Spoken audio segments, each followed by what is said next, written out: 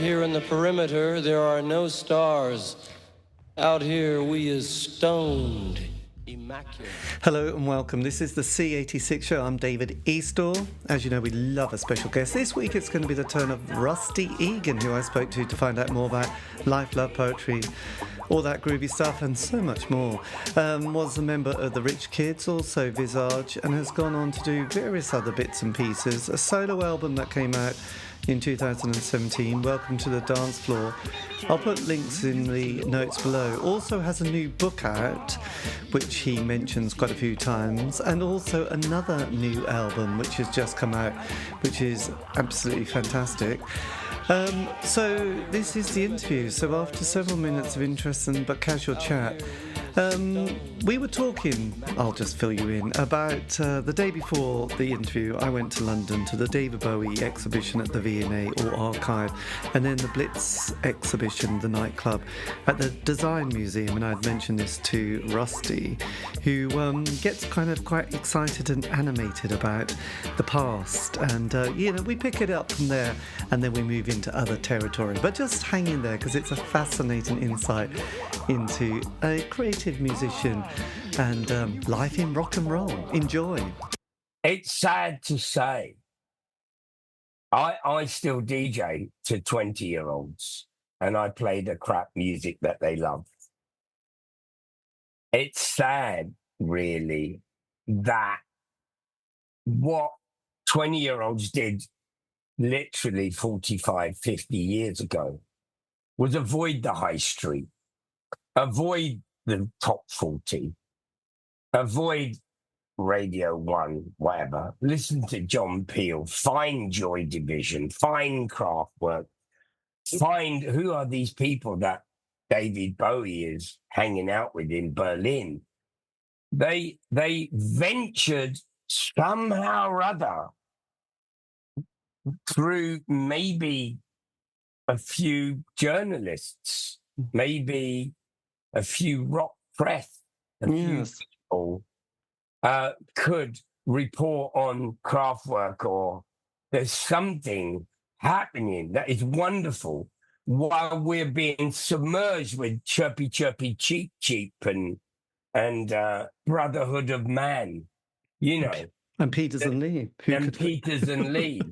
And talent TV shows with I don't even know their name. Opportunity Knock.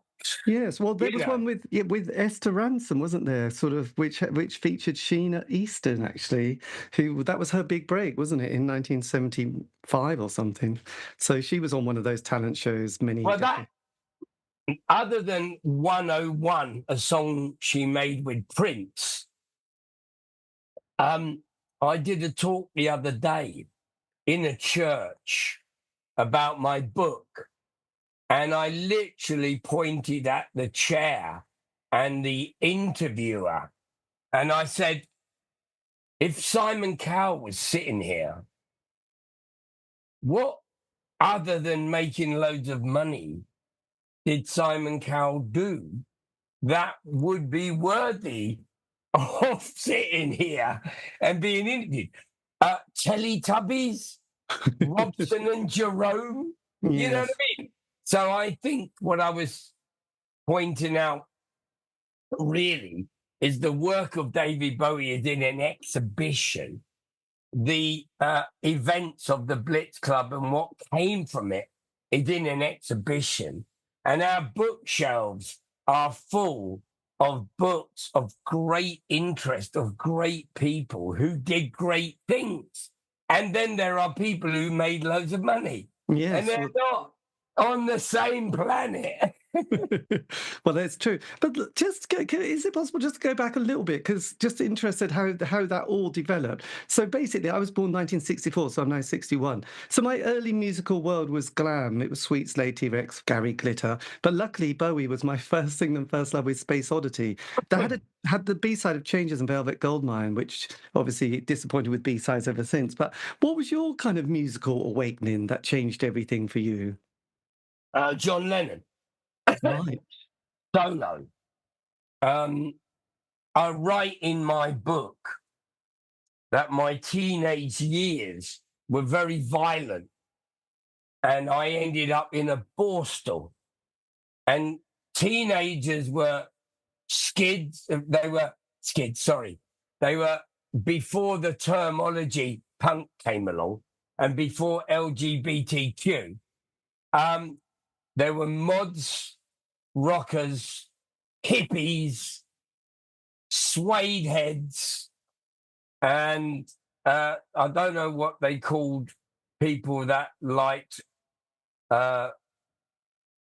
ska and reggae, Right. which later became two-tone, but we liked it before it became two-tone. And it went with the fashion.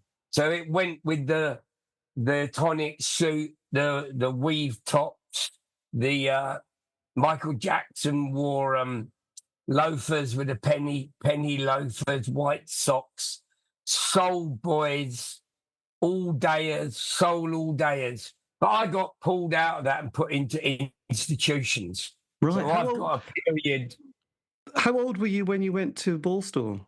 No, I went to a school when I was 10, taken away from the family by the local council because I was a disruptive, maladjusted kid.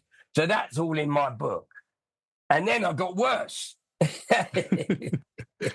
And then I ended up basically fighting all the hairy rockers and the motorbikers and being in gangs and going on sprees of theft. But I found a record shop and hung out in there with the hippies, and I was just into the drummers. So in my book, I'm talking about being in a hippie shop, but only listening to the drums. John Bonham. What are words about? Goblins and, I didn't listen to the drums. Listen to the drums. That's where I was at. The Who. What are they talking about? I love that sequence. Barbara O'Reilly. Yes. So I was like picking bits of instruments that I liked. But then I was listening to ska and reggae and soul and funk in the disco. The teenage disco. Yes, that period actually. And then they played Hi Ho Silver Lining. Yes, Jeff Beck was always going to be embarrassed by that one, wasn't it? It was his laughing gnome, let's face it. So when you were you were 67, you were 10, then you were taken away. And then when did you what were you doing when you were 16 then? When you were I was 14. 14 in the summer, I discovered girls. And that made me want to get out of my borstal. Yes. Because I had to go back. And I kind of met a girl. Diana Ross had a song called I'm Still Waiting. Nice. I was a really, really sad moment in my life. Being in a borstal with thugs and criminals and Christian brothers. I went to Brother Cuthbert and he got me into the church with my guitar and my John Lennon album, Imagine. Right. Fantastic. And bottom line was I heard a song called Mother, You Had Me, but I never had you. Yes. And I could cry right now at this kid that was trying to be tough, trying to be in this prison and fighting to survive, putting on a front. But inside, I was really just a messed up kid. Well, yes. Crikey. And I listened to the words of John Lennon, and a working class hero is something to be. And my Christian brother, Father Cuthbert, he got me on a school trip back to Ireland where I was born. And I kind of became Irish again. I kind of got back in touch with Tadder, who is my real name. Right. And my Gaelic name. And my mother spoke Irish, made Irish bread. And I ended up playing the drums with my mother and father in their Irish band. Right. Did you play the baron? Yeah, I can do that, but I wasn't into it. Not Right. until I heard Flanad. And I fell in love with U2 when I first heard them. And obviously Phil Lynott, and I played drums with him. But I just became very Irish, and I only have an Irish passport. Right. That is Yeah, quite... I've never owned Did you like an Christy English. Moore? Did you go through a Christy Moore phase? Christy Moore, I happen to own a song written by my brother, Martin Egan. And Martin wrote a song that Christy Moore sings called Bishop Casey, You're a Devil. And my sister registered it for me, as I'm the only one who's registered with the PRS, when my brother passed away, age 64, actually. Right. And Martin lived in Dublin for 25, 30 years. It's all in my book, actually. It's all in my the book. To be honest with you, I refer my book. Well, look, I've got a book here now, Robert Elms, about the Blitz Club. Oh, Yes. look, I've got a book here called New Romantic by Dylan Jones. I've got a book here called We Can Be Heroes by Graham Smith. And I've got another book here about Kraftwerk. And I've got a book here about John McGeoch. And I've got, so I've got a book telling my story, and I'm in Madonna's book, or I'm in everyone's book. Yes. So I thought my book should be about me. Well, absolutely. And what was it like going through that process? When did you decide to write your book, by the way? Well, I've just written something and posted it on my Facebook now. And what happens is I write things that are the truth that you can't put in a book because you could be sued. And as you know, on social media, you can be taken to prison for saying stop killing babies. So it's not freedom of speech. Yeah. But what I do is I'm very factual. And what I do is if I say two blokes walked into a studio to produce a record, but the credit said one produced it. And I'm like, how did that happen?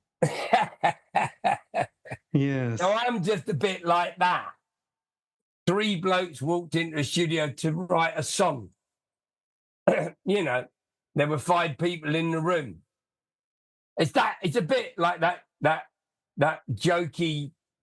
There's a jokey thing on YouTube, a cartoon of David Bowie going into the studio with Tony Visconti, and Brian Eno. Have you not seen it? So I think, yes. Yeah, I'm Brian Eno. I'm lining up the tape. Press play. Press record. I'm Tony Visconti. Pressing record.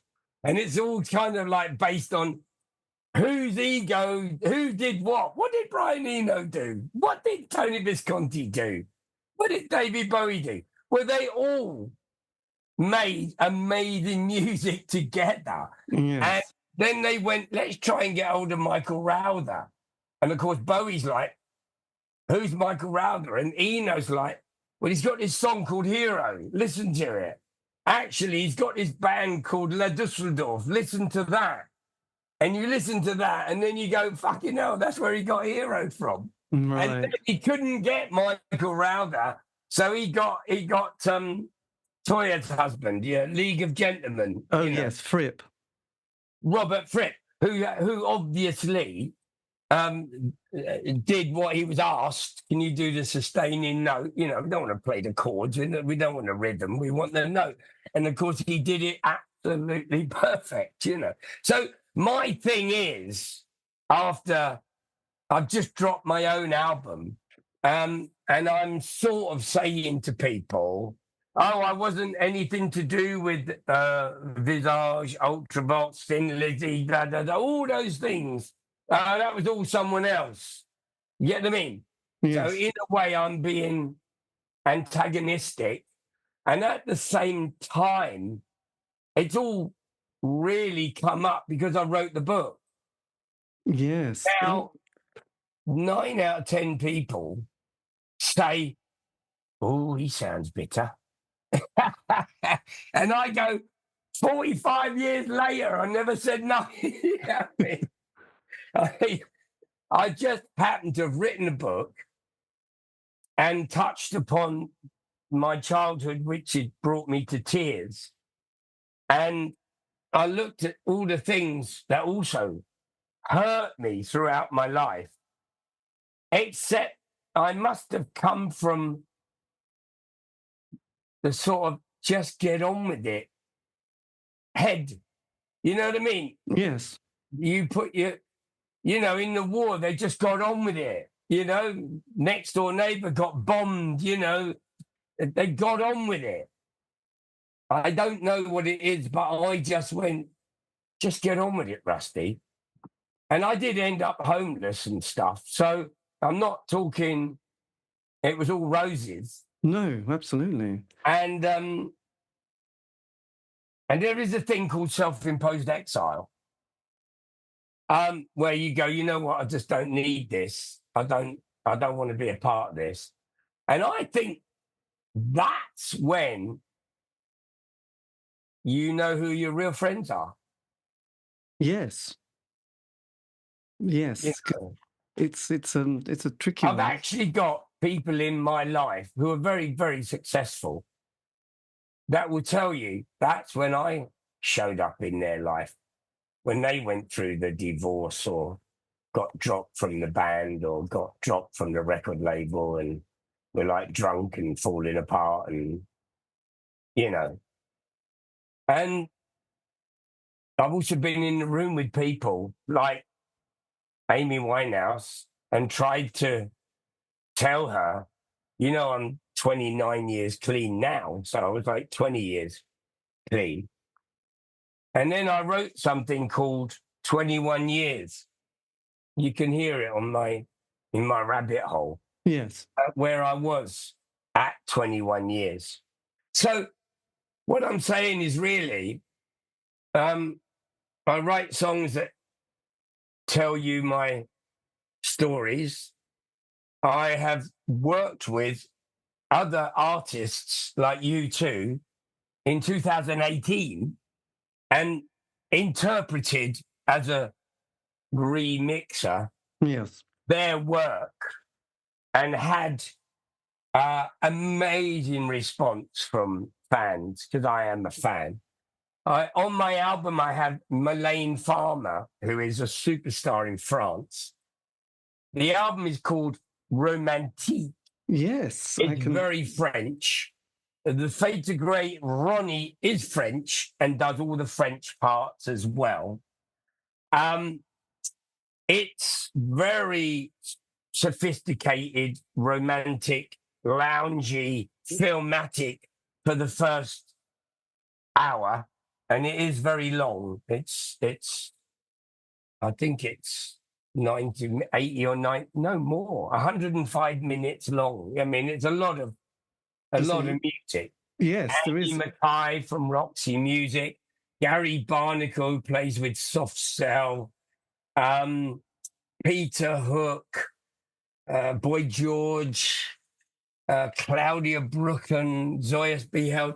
I mean, it's loads of people I admire and whose work I admire. So in a way, you could call it self-indulgent because it is. It's what I love. The lyrics, 90% of the original songs are by me. One song with Tony Hadley, I didn't write, I just heard it. And Tony and me have got another song together on my last album. And I said, I love this song. I've got to work on it with you. Andy Huntley, who sings on my last album, he lost his father to Alzheimer's, and he comes from Wales, and he made a song in Wales for Alzheimer's with Welsh choirs, and he's really, really done some beautiful music. And we worked on his song, which is called listen to your heartbeat. And that is do you know, not James, James Blunt, you know, he wrote that song about his father. Yeah. I mean, as much as he gets criticism, I've always loved James Blunt. I love James Blake as well. So Easy to get mixed up. Yeah, I'm a bit of a love song guy. I love a beautiful song. So hopefully, and Beautiful Day is my Gary Newman's keyboard player, and my Irish band that I love called Tiny Magnetic Pets, who are an electronic band from Ireland. Well, I've said enough. I've just word in. Well, that's absolutely fine. So yes, you have been very, but just so when punk hit, then was that kind of a big moment? I know it's going back a bit, but was that a big moment getting the punk spirit and sort of becoming part of the Rich Kids? Was that kind of where your life changed quite radically at that point? Well, in my book, yes, it says it would tell you. It would tell you. Although I went from playing drums in my mum and dad's band and being a soul boy, I immediately passed my driving test at 17. And I went out every night and I met Marco Peroni from Adam and the Ants. And he lived local and I had a car and you couldn't get home. So he ended up being my mate you going home? Yeah, I'll give you a lift. I auditioned for The Clash. So did 100 other drummers. I hung around with them every day, went out to all the gigs, was at every one of their gigs with Terry Chimes. And Mick Jones and I became friends. And it was because I talked too much and I'm not on the same page, like you said, politically and all that, which I fully understand. But they were doing Wyatt Riot and Career Opportunities. And they had Bernard, who was very, very clever and manipulative. He knew what the British public needed to hear politically, as in youth. And they were right, Malcolm and Bernie, they were right. And they just both had a band and they dressed them up and electroset and sprayed their clothes and put Karl Marx on their shirts. And the band went out and played. And I was a little bit more, I'm not going to dress up in a dicky bow for a cabaret band. I'm not going to go and play weddings. I kind of had I know what the fuck I want to do. And it wasn't what they wanted to do. So by the time I'd met Glenn Matlock, I'd already been at every gig. I'd been at the Wyatt Riot tour. I'd been at St. Albans City Hall. I'd done it all. And Glenn said, "Do you want to join my band?" I was there every day. I knew Billy Idol. I was at the Roxy every night. I watched all the bands. But I went and played drums with my mum and dad before, on a Friday night in a pub in Kilburn, And I kept both going because I had a car and I had a job in a record company and a recording studio. It's all in my book. Yes, my God, that was a busy time. Then when, just roughly, when 79 Thatcher gets in, then we have the Falkland War, the miners' crisis, Greenham Common. Music was changing quite a lot at that point, wasn't there? Marco was in Rima at that point, wasn't he? And punk. Yeah, I saw them. Yeah. Oh, have you seen Rima live? Yeah. I went to see them at the Screen on the Green. Yeah. Yeah. Only an eight month band, but you managed to squeeze in one of those. I told you I was out every night. I was out every night. I knew every record, and on the way home, in the book, in that period of time, I had an attitude where I'd go and get a job and tell them I'm going to be a rock star. You know what I mean? Yes. I don't care about this fucking job. I'm only here because the Dole office made me come here. You know what I mean? So that went on for years, even after Rich Kid signed a deal. And then we all split up. We were broke again. I mean, being broke, to me, if I go to brat school, where kids go to learn how to do music, I literally tell a room full of 18 to 22-year-olds. Boy George was 15 when I met him. Richard Jobson was 16 when he wrote Into the Valley. Yes. George Michael wrote Careless Whisper on a bus, right? Depeche Mode took synthesizers to the Bridge House Canning Town and put them on beer crates. Well, yes. What have you got? A recording studio, somewhere to live, some money, all right? Yeah. You got everything. This is your moment. The 27 Club is only 8 years away. You haven't done nothing. You know? What We had nothing. I'd leave a job, which meant a flat, somewhere to live or something, and then just squat. So were you part of that whole community of people squatting, living Warren Street squatting, yeah. No, but I was there before them. Were you? I was probably someone who told them about it. So when did you meet people like Chris Sullivan, who's also got a book coming out soon? Yes, Who was of course. So when you, because he was Welsh, you're Irish, Steve Strange, when did you start meeting these other characters from out of town? Well, Andy Chisowski and Susan Carrington have got 2 books out about the Roxy Club. Yes, I've got one of them. Well, the Roxy Club was Shagarama's before it was the Roxy Club. And another club was called Madame Louisa's. And another club was called the Sombrero. Oh, was that the one that Bowie? Yes. Yes, that one. He met his hairdresser. And oh yes, and Freddie Barretti and Wendy. Freddie Barretti. Wendy, who was in the song, stealing the clothes from Marks and Sparks. And it was his hairdresser that invited me to dinner with David Bowie. Was that Suzanne Ronson? No. Daniela Palmer. Oh, you met Daniela. I knew Daniela more than anyone, and I spoke with her on the phone for maybe 25 years. I was in a nightclub one night, and somebody went, "Rusty!" And a bloke ran up to me and said, "Do you know Daniela Palmer?" And I said, "Yeah, of course I do. She used to be friends with Bowie."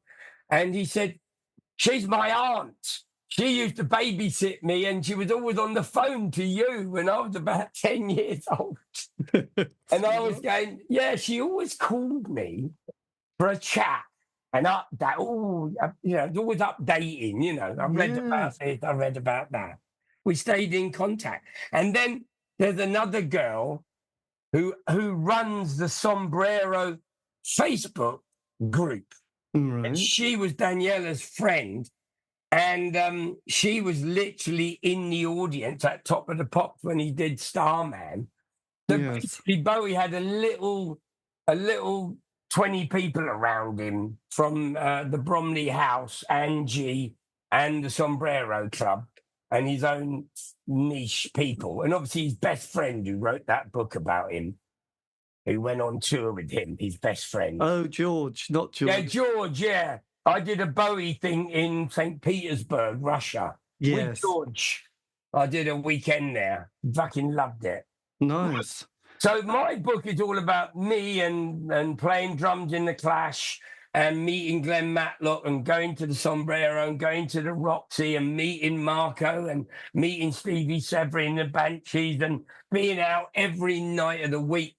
So I knew that everyone that Steve Strange knew, and he was sofa surfing, staying with Jean-Jacques Brunel. Can I stay with you one night? Can I stay with Marco? So Steve was a homeless bloke, but Chris Sullivan had come to London from the same village, and he was at St. Martin's. Right. So Steve invited me one afternoon to go to St. Martin's. Well, I'd already seen Al McDowell, who was in Kingsway, who was the designer of the Rich Kids artwork and stuff.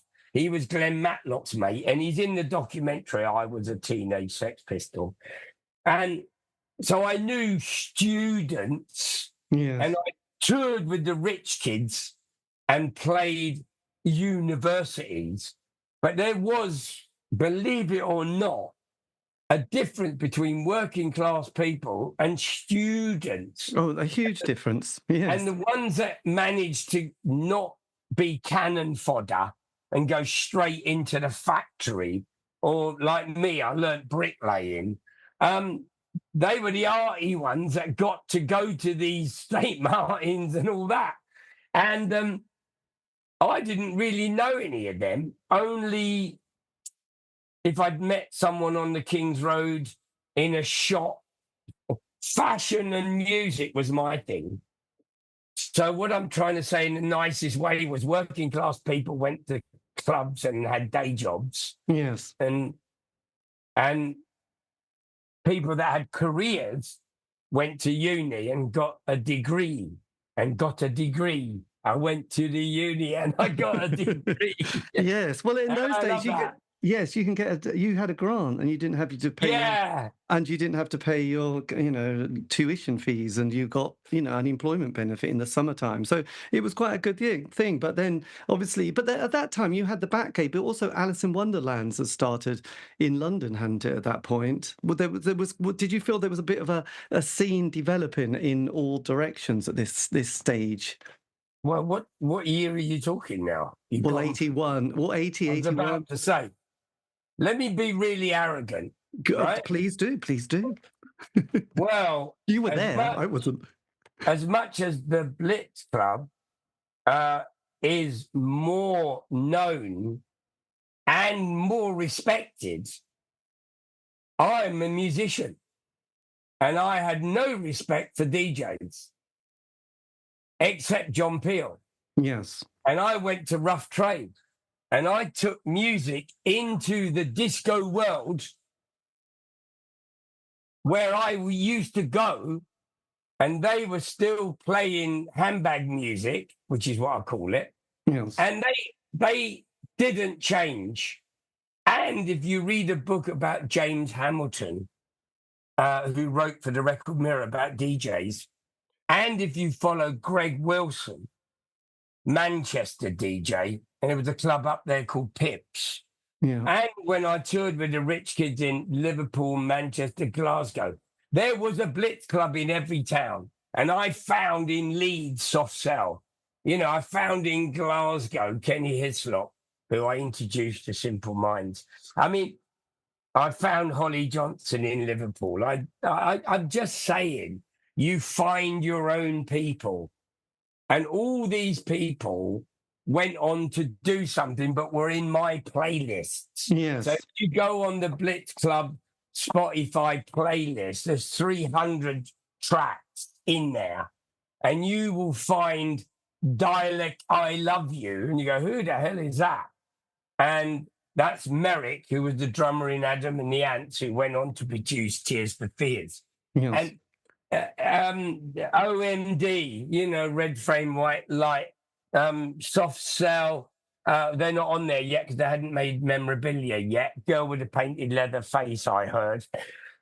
So in a way, Alice in Wonderland and all these clubs that came later, they came because the Blitz Club showed club owners that there are people out there that don't want disco. Yes. And they don't want ladies' night, and they don't want divorce and separated night, and they don't want your ideas. They want their own, and they will call it what they want and play what they want. So just get out of the fucking way.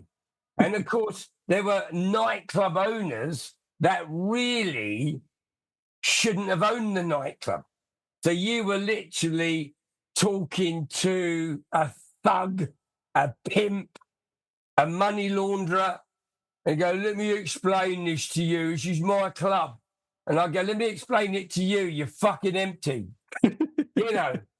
So the bottom line was 19, 20-year-old kids had an attitude, and they knew that 100 kids would come with their 50 pence or £1 on a Tuesday night because you knew what to do.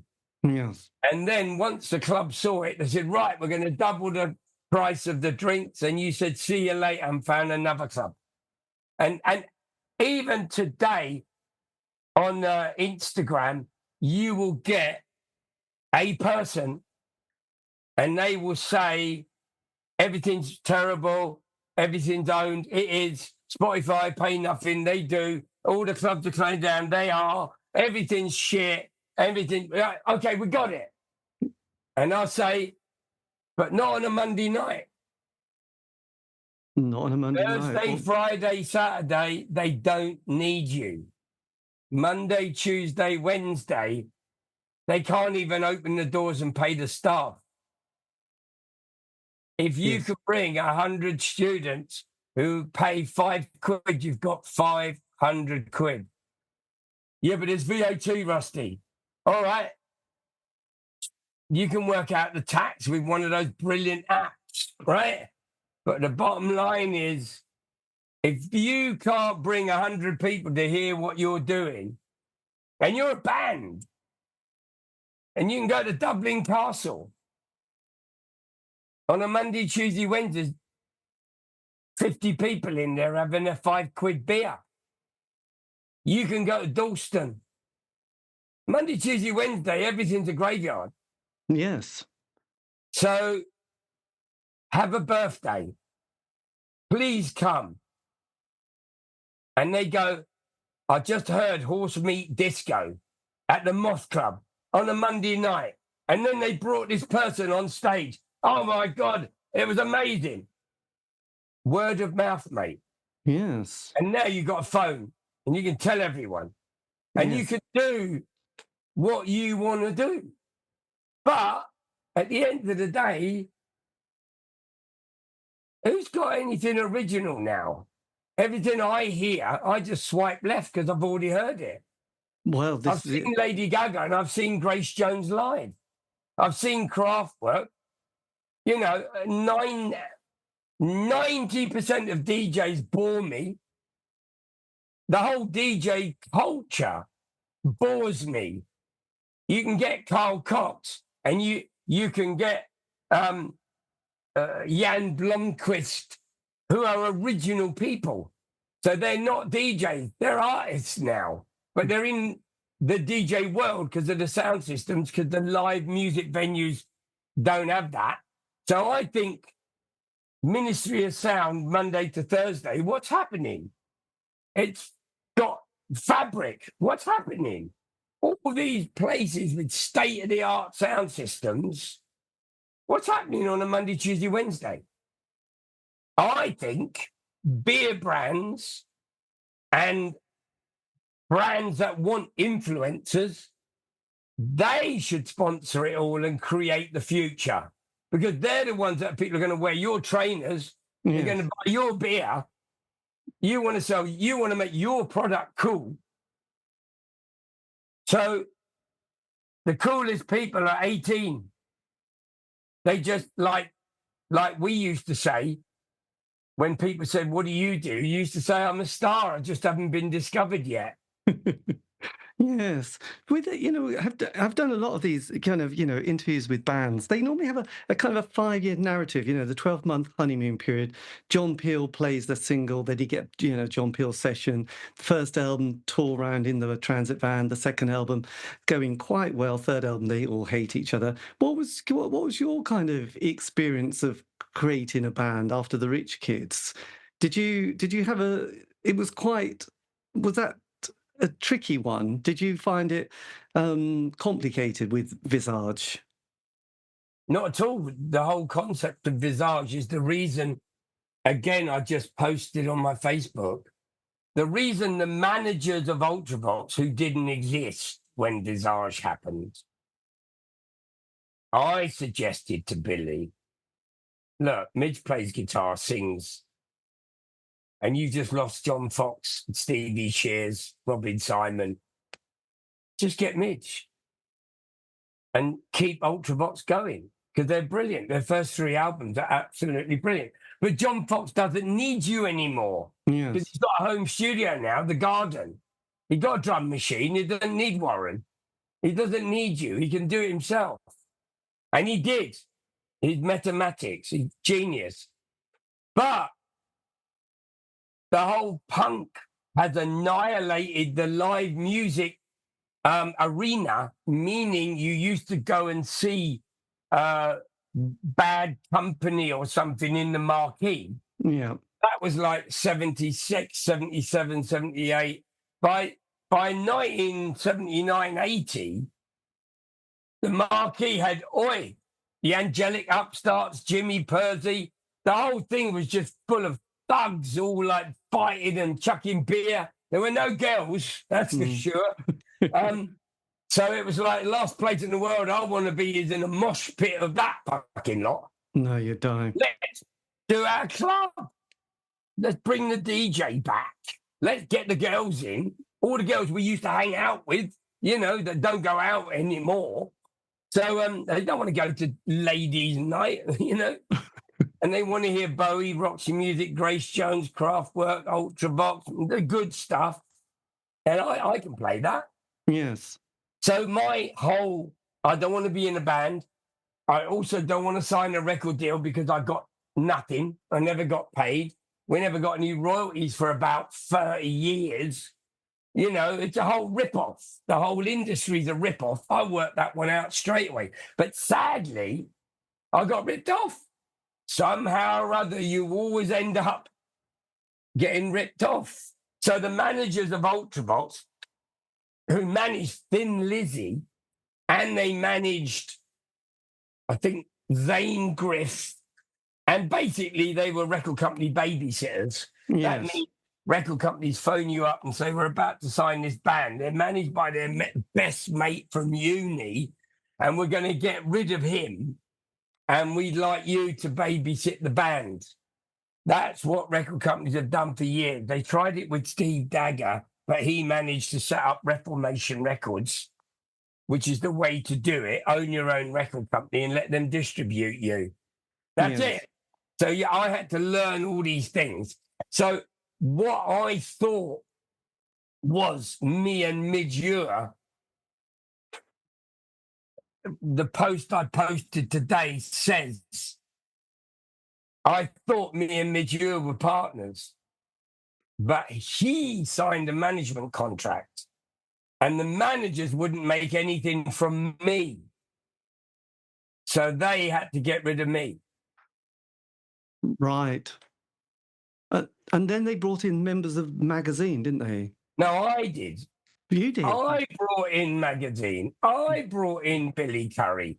I introduced Midge Ure to all of that music and the Blitz Club. I pushed for Midge Ure to join Ultravox because I was an Ultravox fan. Yes. I was a Magazine fan. I was a John McGeoch fan. What about Gary? What about Gary Newman? Were you aware of Gary Newman at this time? 100% aware of him. Two-Way Army. And Billy Curry went on tour with him. Right. And Chris Payne? I never met Chris Payne until about 2009. Right. I never knew. This is the next thing. This is really important. When you have a record company and you have allocated recording studio time, that is for the project that you're doing. You don't say, oh, by the way, I've got another project and I'd like to borrow the studio. They go, oh, well, that's a different deal. You see what I mean? Yes. So when Billy Curry contacted Annie Roseberry, who worked for Genetic Records, and said, we're working on a Visage album, and Midge has gone off on tour with Thin Lizzy, and Rusty's gone off on tour with the Skids. I'm on tour with Gary Newman, but we've got an idea for a track for the Visage album, and the tour ends on this date. Can we come in and put it down? So Annie said, sure, let me work it out and I'll be there. So Annie does some talking because they didn't have a song. So she did some talking on the demo, and the demo was called Toot City. And if you go on YouTube and say, Chris Payne explains how he composed all the chords. Yeah? Yeah. So Annie calls me and says, Billy's knocked down a track for the album. And I'm like, oh, great, I'm off tour. I'll be back at the Blitz next week. Why don't we get together with Midge?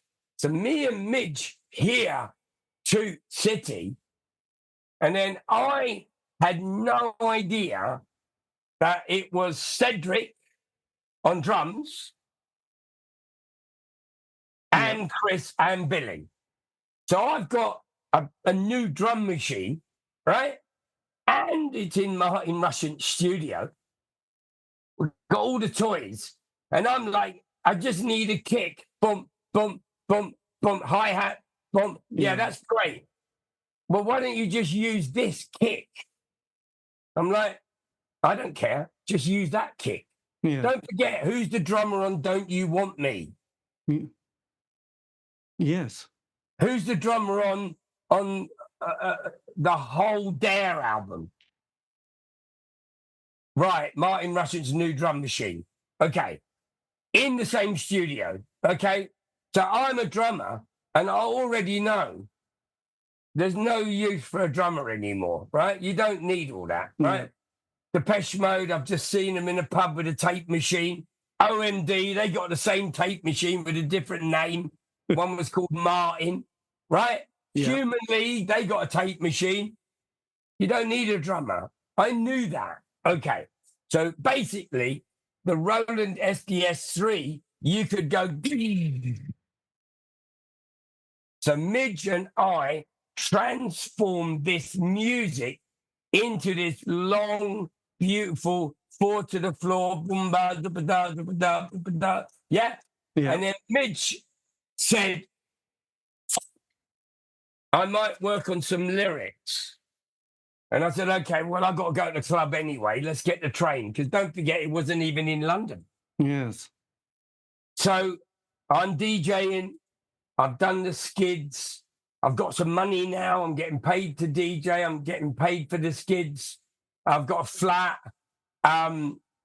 Richard James Burgess, who gave me the electronic drums, I've introduced him to Spandau Ballet. He's now producing them. He and I produced records together, and we were equal, 50-50, yes, by Richard and Rusty. And we programmed all the drums, and we're both drummers. No one played any drums. No. Then when you heard the lyrics, were you thinking, God, these are good? No. I was thinking, can Steve sing it? Right. Keep it so he doesn't have to go up. Keep it monotone. But I did say, because I like French music, Jean-Michel Jarre, I said, my girlfriend, Brigitte, just the way she talks. And Midge was like, what do you want to do? I said, I want to bring her in. What, can she sing? No, Midge. I know what I want to do. All right, fine. I'm not going to argue. And the bottom line was, she transposed the English words to French, and she read them. Right. And we cut it into the music. And then we did the extended one, and we did the whispers, and we did the big drums. And that was it. That was the last track on the album. And what I've got online is a photograph of the record label in Germany of Visage, where it says all songs written by John McGeoch, Rusty Egan, Midge Ure, Billy Currie, Dave Formula, Steve Strange. Barry Adamson didn't join Visage. He got paid, and he wanted to be paid. He was in Nick Cave full time. Yeah. Anyway, the point was that record label was not the record label that we got in England. When we got the album in England, all the credits had been changed. And you didn't write Fade to Grey, Rusty. I said, yeah, but Midge, you didn't write Tar. You didn't write Blocks and Blocks. You didn't write Visage. You didn't write anything. We wrote everything. We manage Midge and Billy, and if you don't take it, the album's not coming out. Yes. So I went, fuck you. Yes, well, quite. And Steve, I had no idea. I had no idea until he stole about 200 grand. He said, as far as I'm concerned, that's the money that I should have made when you and Midge cut me out of Fade to Grey. And to be honest with you, his family fucking hate me. But he stole 200 grand. I was trying to find a way for him to pay it back. And he bought his mum a house. So I said, I'm not going to sue him and take his mum's house. And I don't care. I agree. But we could have found a way to resolve it. But it just got worse and worse and worse. And the point was, when I was writing my book, that's when the penny dropped for me. And I went, but I was there. I did. Why was I not a writer? You know what I mean? So, and then I looked at Richard Burgess and Rusty Egan. Richard Burgess produced Spandau Ballet. He then wrote and produced Colonel Abraham's rap track, yes, which was ripped off by Rick Astley. I mean, Richard Burgess, what a producer, but we were equal. Me and Chris Payne have written 20 songs together. We're equal. And the more I looked at it, the more I thought, they cut you out, Rusty. But I never looked at it like that before. So it was only writing the book, looking at all the contracts for the book, everything we signed equal, recording contract all equal. You know what I mean? Yes, well, no, that must have been horrendous to find that out. Yes, bloody hell. No, it's not the money, it's the fact that Midge and me are not equal. And the point really is, if you get married, you're equal. You share. You're married. You're together. If you are Ralph and Florian, if you are the two guys in every band, right? Cheers for Fears, two guys, right? Mark Almond, Dave Ball. You know, you are equal. Everybody's equal. And then on the Visage album, there's a song that is actually credited. You're Egan. And you know what? It's got no lyrics. You know why? No. It was just an idea I had. It's called The Dancer. Yes. It's credited Midge 75%, Rusty Egan 25%. And believe it or not, while I was writing my book, I phoned up Midge and he said, I didn't know that. So what I'm saying is, I really believe that Midge didn't really know what was going on. But when he bought his third house and his fifth fucking classic car, he might have been able to go, I can't help but notice, but I am considerably richer than Jaus. Yeah. And guess what else? Warren Cann is 25% of Vienna. So I'm sitting here going, you saved Warren Cann's career when you could have said, fuck him, I'll take over. You got Midge into Ultravox. You got the whole Visage band together and you got Martin Russian to give us a studio. And you found Steve Strange and you found Ronnie. And you put all these people together, but you got fucked over. And then guess what I did? Not sure. It's not good. Well, the Visage album's now a success. And I didn't write Fade to Grey. But remember I said I had a job in a record company? Yes. I went back to Warner Brothers and I signed a publishing deal for my own publishing company. And I started Metropolis Music. But what I didn't know was the bloke who walked into my record shop from France, who heard Fade to Grey, who is responsible for making it a hit in France, he said to me, they ripped you off. You should start your own publishing company. I'm happy to be your partner. Right. 50-50. Okay, that sounds fine. We went to Warner Brothers and I signed Soft Cell with my own Visage money. Mm-hmm. And I signed Johnny H. Jazz with Nice. my own money. Not his money, the French bloke, my money. Okay. But there came an opportunity to buy Trident Recording Studios where Bowie has got a plaque. Yeah. And I'd gone in there and done the Burundi Drummers remix because it was a French record. The Drummers of Burundi, Adam and the Ants. Yeah. And the bloke said, Norman wants to sell the studio. And the French bloke said, Rusty, we can buy this place. We can have a record company. We can have a publishing company. Let's do it. And believe it or not, he is or was really good at getting hold of money and people and lawyers. But now the company structure was going to change because we had a debt. So our 50-50 became 33 each because we had to borrow money and secure it. And that meant whoever invested was 33. Mm-hmm. He was 33 and I was 33. Okay. Him and me live in the same house with Steve Strange. Him and me work together. Mm-hmm. You got it? Yeah. He went 66 with the investor. This is getting comedy. No.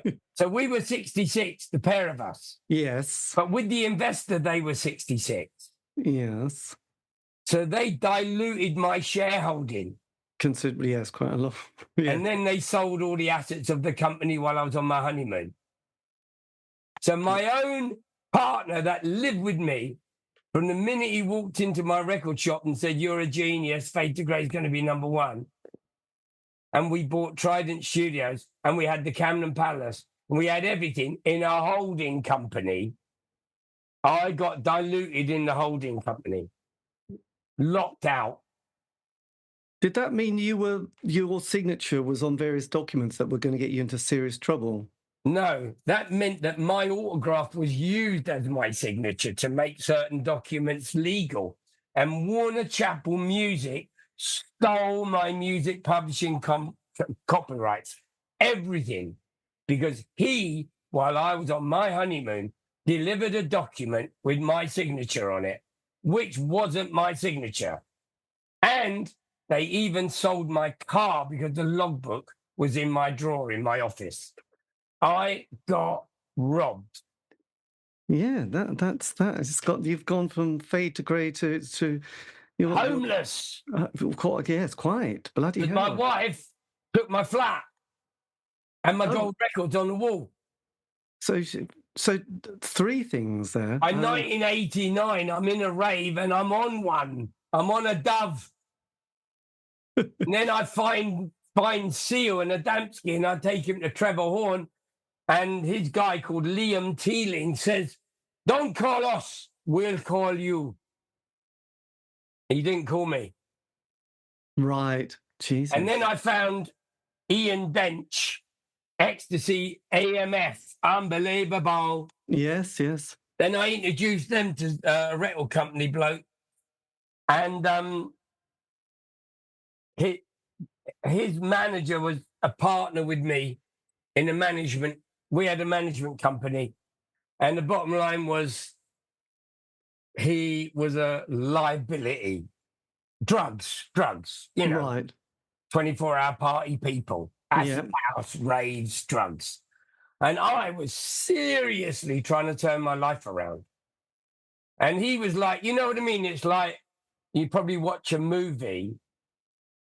You got one bloke showing up for the office Monday morning and walking in and there's a load of girls and drugs everywhere. And he's going, "Come on, man, we got to be serious." And it's like, have a line of coke. It's fucking Monday morning. Come on. So I was like, I gotta knock this on the head, you know? Yes. So every time I tried to do something in music, it always ended badly. Yeah. Well, and yes, Christ, I left. it's I left never me did nothing till 2009. I right. did nothing. So the 80s and then that 90s period, were you just kind of recovering from what had just happened in that period, or did you find a job? No, I met a girl, and I got rid of him. And the owner of Heaven nightclub was a friend of mine, and he had a restaurant. And I walked into his restaurant, and he said, "Would I like a job?"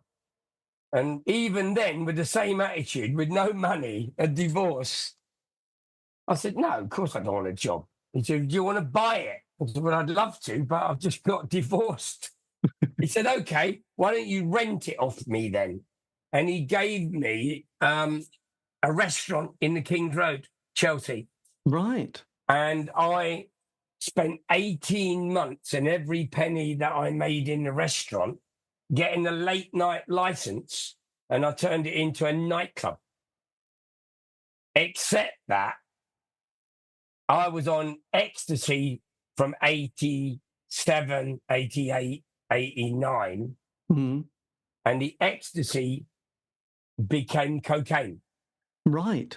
So from 1989, 90, I was a cocaine driven poor bloke, but I became successful again, but I could not clear my credit rating.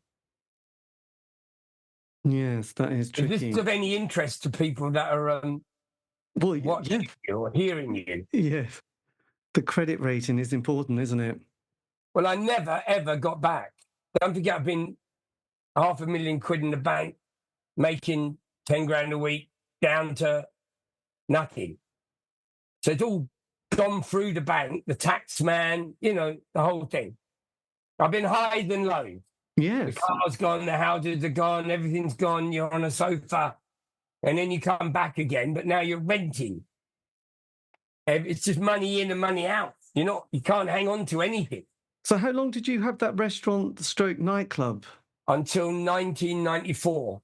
And I Right. made a decision that I'd rather be broke again than be in an apartment with Michael Hutchence and Helena Christensen taking cocaine till 7 a.m, because I think I'm a rock star.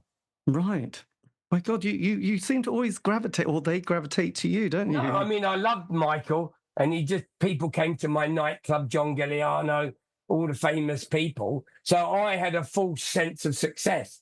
I thought, I've got a nightclub in the King's Road, I've got a flat, but it's all rented, Rusty. You don't own nothing. And in Yes. the meantime, I've got a daughter from the first marriage, Right. God. and you haven't seen her. And you wake up at 4 p.m. Yes. Yeah. and you've got to let it all go again. You got to go broke again. Right. The 94, the John Major years. So what did you then do from 99, the Brit pop period as well? 94, I 95. What? walked past the Groucho Club where my first wife was partying, and I walked past all the apartments where they were all up all night on cocaine, and I went to Narcotics Anonymous, and I said, just for today, I won't drink or take drugs or meet or hang around with or go to people, places where I used to party. And then about 96,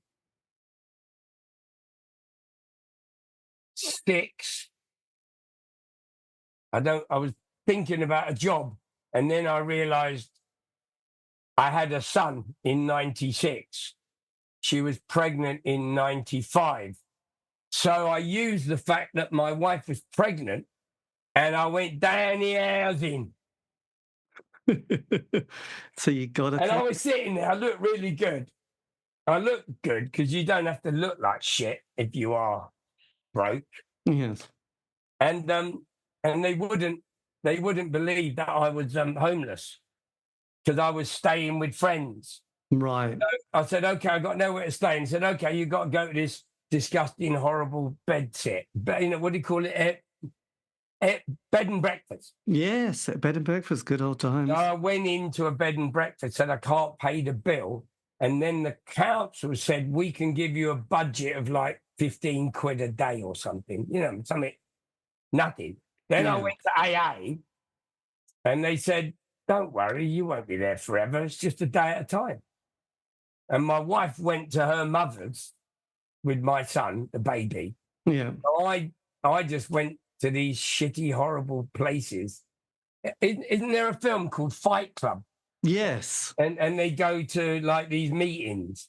So I went to all these miserable meetings where 50-year-old people had ruined their lives and I was 30, you know, and I could hear them and they could give me advice. And then I'd go, wow. And then my wife would be bleating, how much longer is this going to go on for? And I'd be going, love, it's a day at a time. Right. You know, day at a time. Anyway, it took 2 years. Every day. Took 2 years to get somewhere to live. I was in homeless. So anyway, what I'm saying is when you look at me writing a book Yes. and then wondering, oh, you got cut out of that, you got robbed from that, you did, you know, all that stuff got brought up. And I'm like, I'm back to my Borstal, aren't I? I'm back to that really miserable time when John Lennon saved me. Yes. And now here I am in 2 years I've got a baby. I'm trying to see my daughter. I'm not getting paid from any royalties from anyone. I'm being robbed by people. It was a very bad time. God, it must have been horrendous. God, Well, a lot of people didn't make it, as they say. Well, no, this is true. No. But then... John McGeoch didn't make it. No, Poor old John. I know, that's... yeah, you know? it's a cruel world, isn't it? I read his book. I was in tears. I know. And Emily, his daughter, is in contact with us. We've been trying to get her John's share from the estate of Steve Strange. They're like, oh, you said nasty things about Steve. I'm like, love, he stole the royalties. Yeah. Just let it be resolved. So anyway, I've given up now. My lawyer's taken a few grand off me that I can't afford any longer. So I said, you know what, let them have it. And my kids, they all know, well, you never got paid. We'll never get nothing. You know what I mean? You leave stuff to your kids, don't you? Well, yeah, absolutely. Yes. So what then? Okay, 96, 97. Then you're no longer homeless. You've been 2 years in the bed bed and breakfast. Then what? How do you then navigate the late 90s? And then do you stay with your partner wife at that stage? Yeah, we were in love and we had babies. Nothing could beat that. No. What you do is when you're in shit, you help other people. So he's gone now, but Dave Ball has just died. Yeah. And me and Dave were both in the alcoholics meeting. I can only say it now because he's gone. Yes. But the bottom line is Dave couldn't stop drinking either. I'd stopped. I was like a few years before him. Plus, I'm a little bit older than him. Yeah. So the bottom line was me and Dave got together and he'd done the grid. You know, the grid. Yes, I know. There was a classic. I loved some of those with Richard singles. Norris. No, but yes. There was, let's say there were 20 Daves. There were all my other friends that had also, loads of them had been ripped off in the music business. You know, bands splitting up and no one getting paid. You know. Yeah. They were all like drunk or whatever. And we all got clean one by one by one by one. Everyone's cleaning. You can't mention names. But a lot of people ended up in the same place as me. And I remember I did a gig with Dave as a DJ at the 333 Club in Shoreditch. And at that time in the 90s, it was just warehousey. Yeah. And I was like, yeah, maybe I can DJ again, bottle of water. Yeah. And Dave drank the rider. He never put a record on. It was supposed to be Rusty and Dave, I was like, where's Dave? He's in the toilet. Where's Dave? He'll be back in a minute. Come on, Dave, put a record on. And he just drank the rider, But he didn't get ripped off, actually. I signed him and I made sure, believe it or not, in my contract, Warner Brothers had to pay the writers direct, not pay me, and I pay them. This is really important. So the company that I got cut out of would have received Dave and Mark's royalties, and then he would have robbed them. But I said, I'm not signing that. It's my money. And only 25 years. What? I don't sign people for life of copyright. So I signed myself and Steve Strange for 25 years. So I do own my share now. And so does Steve. Right. Because of the decision I made at that time. And Warner Chappell, they would have had us for life otherwise. Anyway, The point was, what I was just telling you was, I then said, but if I can go to a club for one night without a drink and DJ, I can make 150 quid. In the 90s. Don't forget, Jeremy Healy is a superstar DJ. Boy George is a superstar DJ. Paul Oakenfold, all the people I knew. I never looked at superstar DJing as a thing that I was attracted to. I looked at it as a way to make 150 quid, like being a cab driver. Yeah. I'll go out for one night and make enough money to take care of the family. So I did that. And then other people heard me DJing and they said, will you play for us? And we'll give you 200 quid. And then, can you play for us? And we'll give you 300 quid. So I worked Monday night, Tuesday night, Wednesday night, Thursday night. And I worked every night to try to pay back, get out of debt, pay off the debt. I worked all the time because I didn't consider DJing work. Right. I loved it. Yes. Anyway, I got a really bad accountant and I lasted 10 years later. I'm now in debt. I've done all this work. I've looked after the kids. I've done everything. But it doesn't matter how much I work, I'm still in debt. Christ. And I'm like, what the fuck am I doing? Well, people are criminals when it comes to tax avoidance schemes. Yes. God, that's bad. And then did you meet up with Steve again, like 2009 time? Well, 2002, I tracked a French bloke down to a Mayfair apartment with a Rolls Royce outside. Right. And it was basically the equivalent of Bialystock and Bloom. He sold shares in companies that were going to be worth millions. Right. To rich people in Mayfair.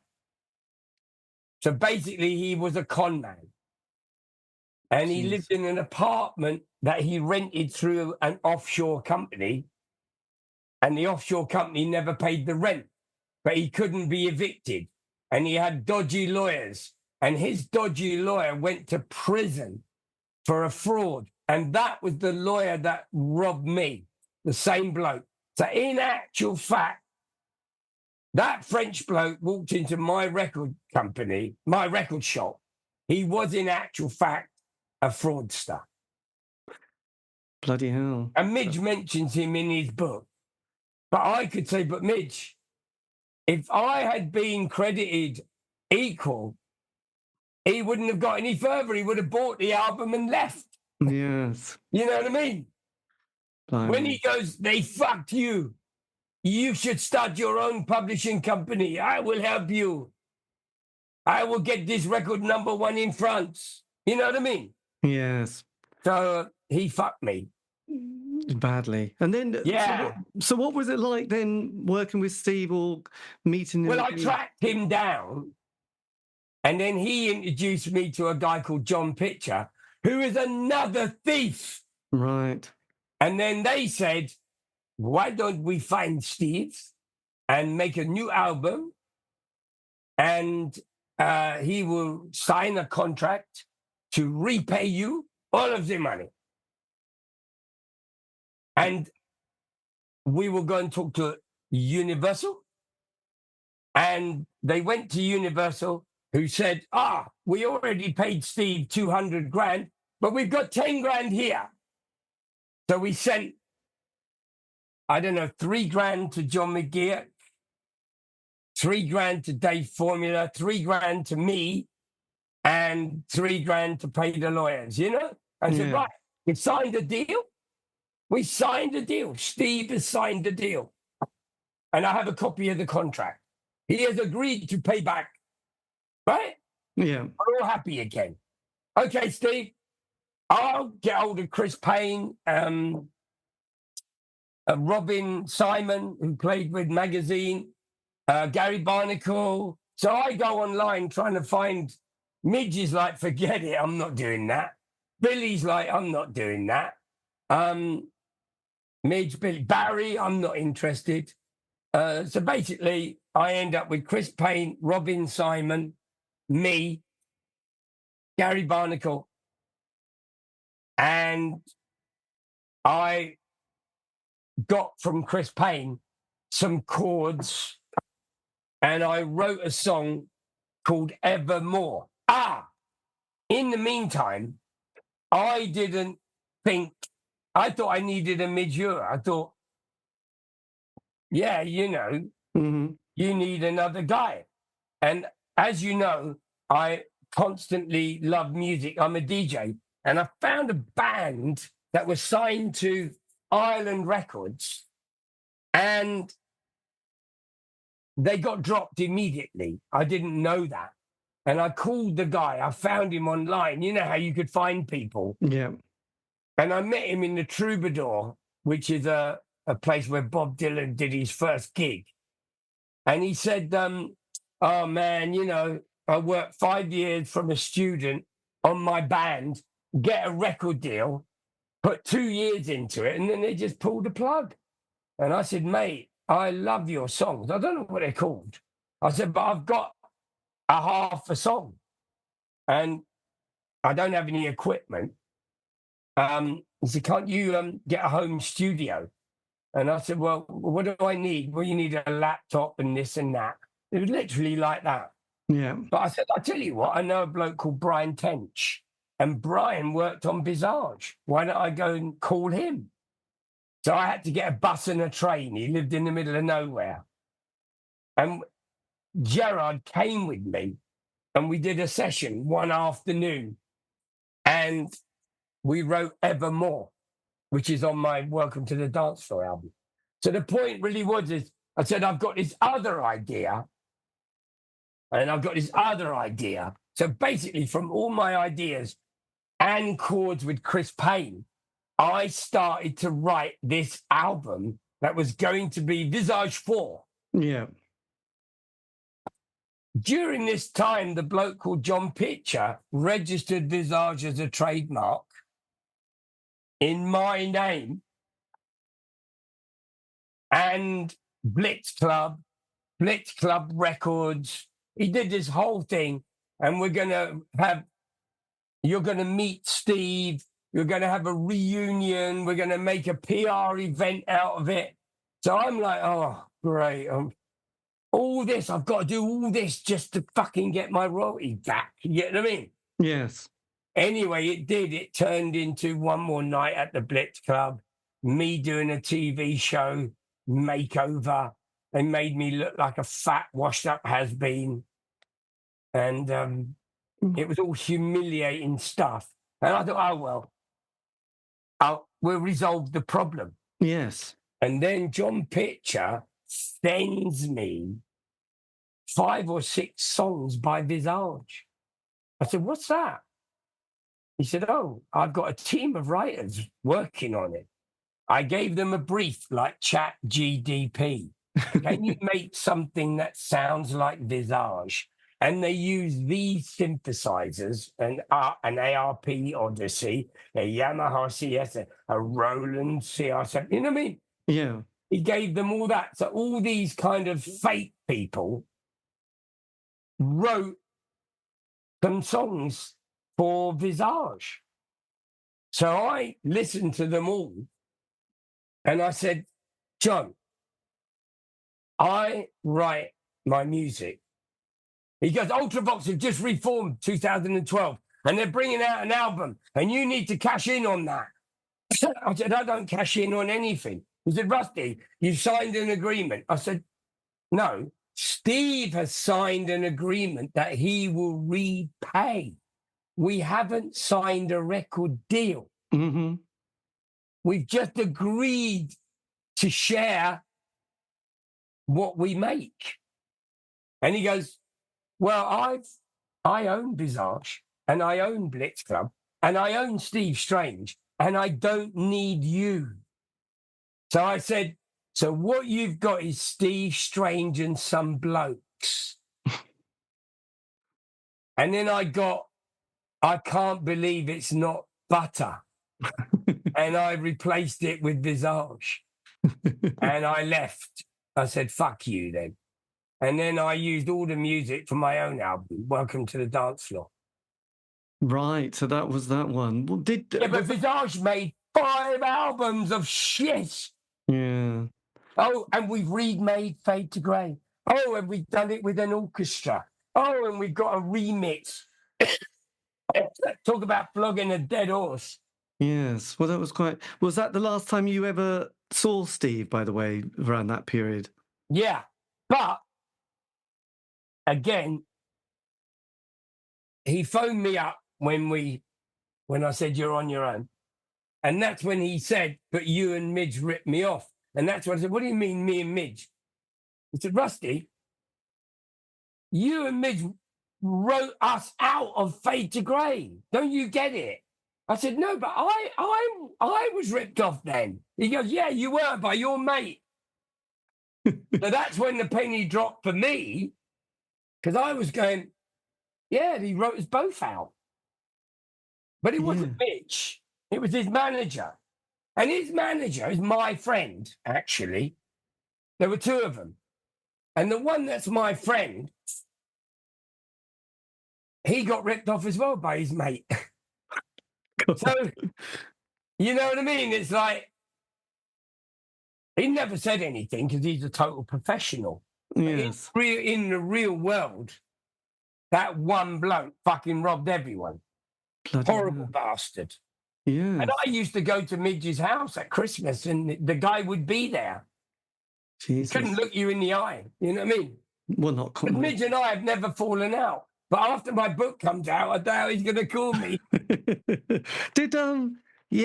So when you heard Steve passed away, how did you feel about that? Was that a bit of a shock, or did you feel... It wasn't a shock at all, because Steve was in and out of hospital all the time. And I kept trying to say to his John Pitcher, actually, look, you got to resolve this. And all you're doing is flogging a dead horse. Steve couldn't sing in the end. He looked like he was dying. They sent him to Japan and things like that. You know, it was a bit John Pitcher just trying to get as much money as he could. Yes. And me just saying, just resolve the situation. And in 2019, Midge invited me on the Visage Vienna tour, where I could do a bit of a talk and tell stories. And in Wales, I invited his entire family. And I said amazing things about Steve on stage, 2019. And I said how great he was. Steve and I never fell out. Right. Even though we lived together and things disappeared. Oh, where's my aftershave? You know what I mean? Yes. He was a bit of a thief, Steve. And there's many other people who will confirm it, including Chris Sullivan, his best mate from Wales. Things would disappear when Steve comes round, you know. So he how took did a he fancy to it. So how did he manage to take the 200,000, by the way? Because that's quite a lot of money, isn't it? No, Universal Music Group couldn't sign Midge, me, Barry, Dave. We were all signed to Virgin, Island Records, EMI. So we did an agreement. So Steve signed an agreement with Polydor, and he signed an agreement to split it equally. That's Right. royalties. Yes. We, as far as I was concerned, were splitting the publishing equally as well. So when we signed a record deal, all equal, Yeah. there were two contracts. Universal Music Group have said, we only recognize one contract. We don't care what arrangement you had amongst yourselves. We will only pay Steve. Right. And Steve's lawyers that represented him said, Rusty, he was given the money twice a year with a list of the exact amount of money to pay to each member of the band who only performed on certain songs. Yes. So he didn't get one check for Visage. He literally got 20 grand, 2 grand for John McGeer, 3 grand for Rusty, 3 grand for you. You know what I mean? Yes, yes. So that He was... knew full well, you know, Yes. and twice a year, not even once. Does his estate still get the money? Yeah, no, we froze it then. And what I'm trying to tell the estate is, look, whatever is frozen would pay back, and then we can sell the copyrights. Yes, and We then... can all sell it for our children. So Steve's sister's he had 2 nephews. So if she said, okay, let's do that, Yeah. the nephews would actually get something because the copyrights are worth a lot. Yes. Midge has already sold his. Right. And the people who bought his would be first in line to buy ours. Yeah. So I'm trying to tell his sister, stop saying, oh, you said horrible things about him. Yeah? Yeah. Yep, absolutely. Sorry, I spent years homeless and my wife passed away before Steve and I had 3 kids to feed. You know what I mean? Yeah. I'm not giving you that shit. I'm just telling you, we go back to Universal, we agree, they go, oh, since 2010, Visage has got another 50 grand or something from the entire world. Yes. And Steve's share would be, let's say, 10 grand. Well, you give that to John McGeer's daughter, Dave Formula, me. Give us our money that you owe us. But agree that we can sell his copyrights. Yes, my God. And that could be worth 50 grand each. And that would be it. That would be... Resolved. God, that would be quite a relief, wouldn't it, at that stage? But then... Yeah, but I don't care because I can go out and be Rusty Egan. Midge can tour the world being Midge. I can DJ, do books. All my kids are grown up. But it was that 20 years of having no money, going to work every night in the club and having a bad tax man. No, Yes. the government bankrupted me. And they take all my music publishing. I don't get nothing. I get nothing out of that music. I get no royalties and no publishing. I'm not here moaning for money. I don't get it anyway. No. I have written and produced a new album. That's what I care about. Well, yes. So when you did... Wait, just going back to Welcome to the Dance Floor then, was that a project that you'd been sort of... I had no intention of making my own album. That would have been Visage. Right, so that was it. That album is better than anything they made with the name Visage on it. Yes, my God. And you had, again, Eric. You work a lot with Eric Stein. I love Eric. Yes. Where does He's made 12 albums. Yes. So what studio did you use to record all those? I made all my music in my home. Did you? My God. I have home studios, and well, it's another story, but my son was only about 14 then, and he started to like want a guitar and stuff. So there was a band called Marshall. And when Steve and me got together for all that PR, there's a website called the Electricity Club. And this bloke who runs it wanted to interview me. So I looked it up, and it was really good, really informative. And I found on the Electricity Club a band called Night Club, and the singer's called Emily, who sings on my album, Evermore. And then I found dozens of new young synth bands that were influenced by the 80s. Yes. So Eric had a track, and I loved it. And I went to see them, and I loved Jono on the piano. And I thought, wow, he could sing one of the songs that Steve was going to sing, you know? Yes. And I went to Ibiza with Brian Tench, who also worked on OMD and Kate Bush. And I wrote, "Welcome to the dance floor," on a roof looking out over Ibiza. And Gerard did the vocoder as a demo. And I wrote Hero. And the bottom line was, I had Brian, but Brian lived an hour and a half away.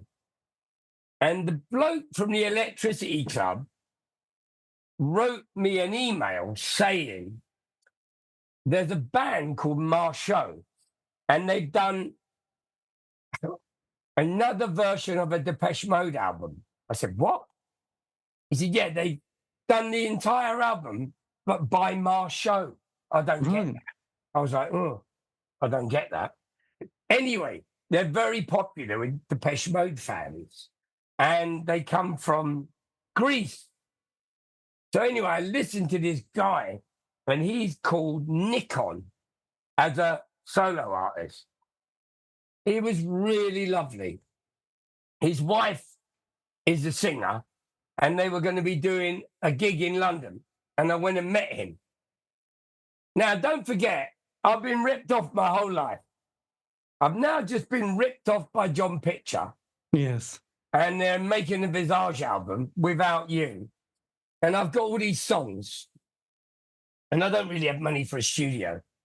And this guy says, Greece has just gone bankrupt. Oh, yes, I remember that. And if I could come to live in London rent-free for 3 months, I will work as a studio engineer on my Apple Mac for you 4 hours a day, and we will do your album. So I thought, I'll put him on the sofa, but you need to eat. You can't be here on my sofa. I've got a gig I can give you on a Friday night in a pub. If you can DJ, and I'll give you a DJ program, and I'll give you all the songs they want to hear. So basically, I got him £600 a month as a DJ and free to live in my house. And we worked on the album. Genius. That's a Now, really... guess what? I hope it's a happy ending. I can't cope with your bad luck. The album was finished, and I had MP3 of the album.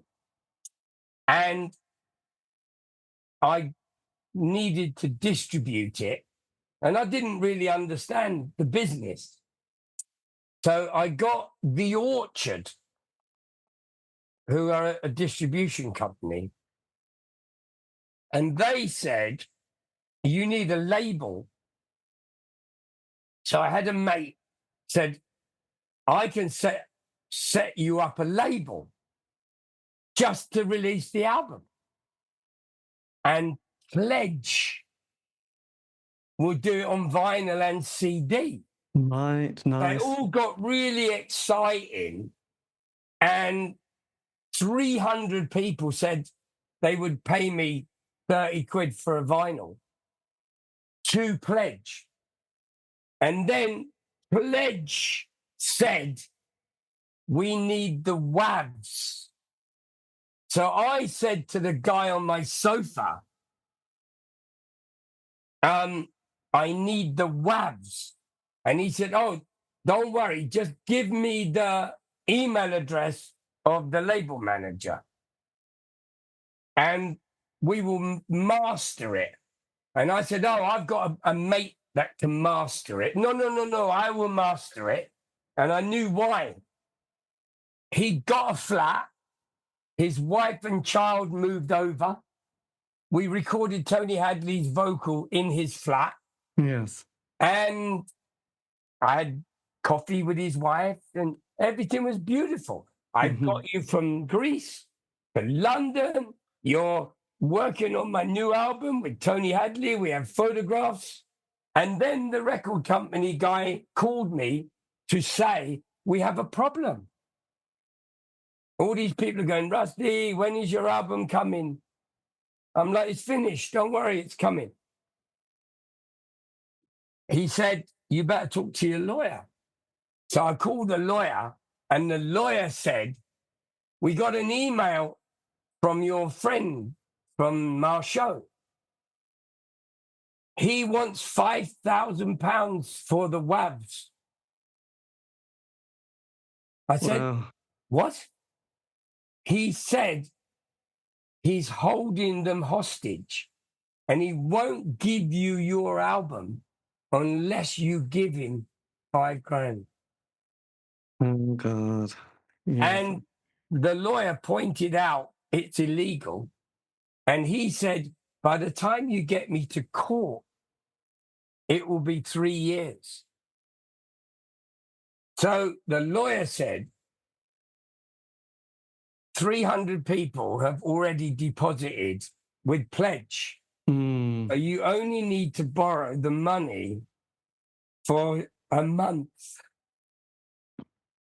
And Pledge will give them the album and then they'll release the money. Yeah, but then, Jesus, but do you give him the money and then he does the WAVs? Or do you, I mean, do Then you... he sends the WAVs. So Yeah, he held my WAVs as hostage. Yeah, I mean, that's horrendous. That is fucking horrendous. That is, but I would have been worried to give him the money and then say, look, I'm still not going to give the WAVs. I know. I'd had a few sleep. I would have been freaked out by that. I know. How did you cope with that? Okay, I've just transferred the money. Well, let me tell you how that happened, actually. What happened was... Did you want to kill him? No. What happened was I went to Germany, Düsseldorf, to set up an electronic music festival in Düsseldorf. Yes. Düsseldorf tourism with Rüdiger Esch. And they gave us a budget and I could choose some bands. And I chose Marceau. Plus, Rusty Egan would present his new album and he would be on stage with me. Plus, a band I found in Switzerland. And there were Q&As. And it was a beautiful weekend. And Eric Stein came and they performed. Everything was beautiful. And then Rudy said, send me an invoice because he paid the airfare and hotel. But there is a fee. And this guy from Marceau said, oh, they paid Marceau, but I haven't been paid for being on stage with you. And I said, just tell Rudy and he will give him an invoice. Yeah. And this bloke said, I didn't play for Rudy. I played for you. So I said, yeah, but I will get the tax. I will get taxed on your invoice. Yes. Whereas Rudy will pay you and he will pay me. It's a fee. Yes. And he's like, read my lips. Oh my God. Yeah. And that's when it started. He was like, fuck you. You didn't pay me for Dusseldorf. I said, you got paid £1,000 and your flights and hotel. And all you had to do was send an invoice for another 250 quid. Jesus. Anyway, that was the beginning of his animosity. My God. So I'm telling you this story because all I've had in the music business is this. What, quite, how does that resolve itself, or was that the end? You never saw him again? The end, never saw him again. He Fucking took $4,500 off me because there were legal fees. bloody hell! What a sword!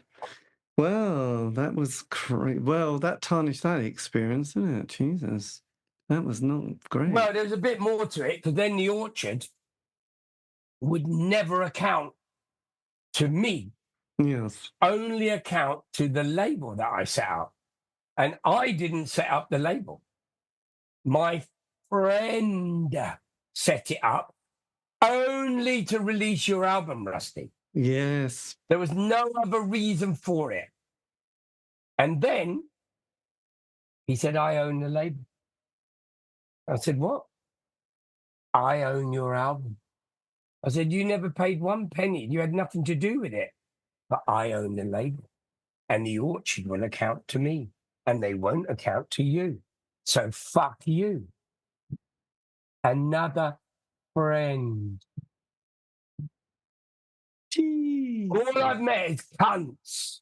Well, yeah, From the first one in the fucking record shop, right? Yes. And the shit lawyer who got sent to prison for fraud. Yes. Yeah, and Warner Brothers. Yeah.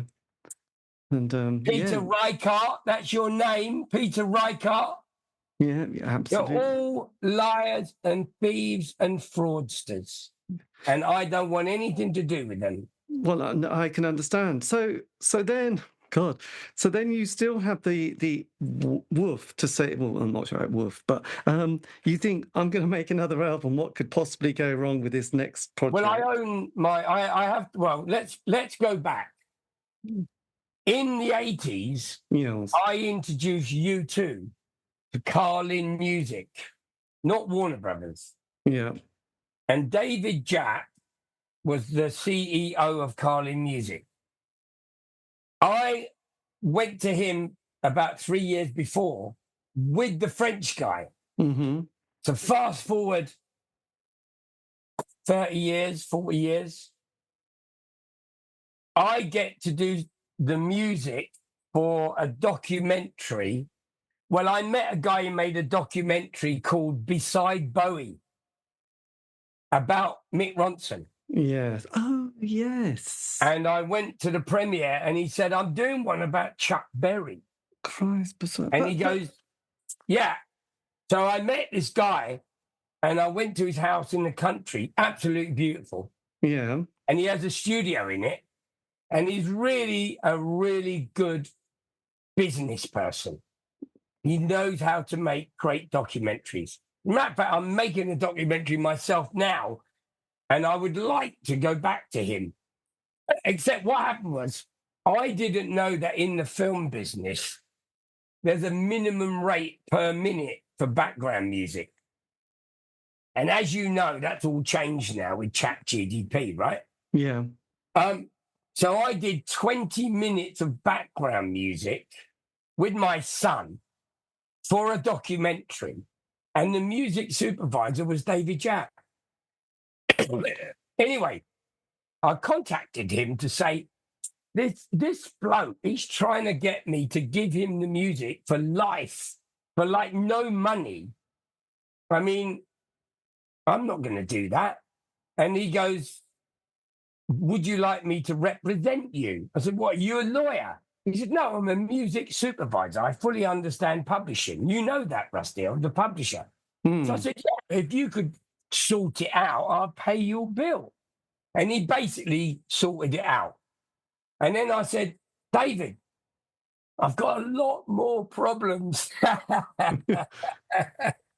So he basically has been sorting everything out for the past 5 years. Yes. Anyway, I won't say we've fallen out, but I will say that I said at the beginning of this interview, I still haven't been paid. So what I'm saying is, I'm saying, David, the family of Steve Strange and Universal is not resolved.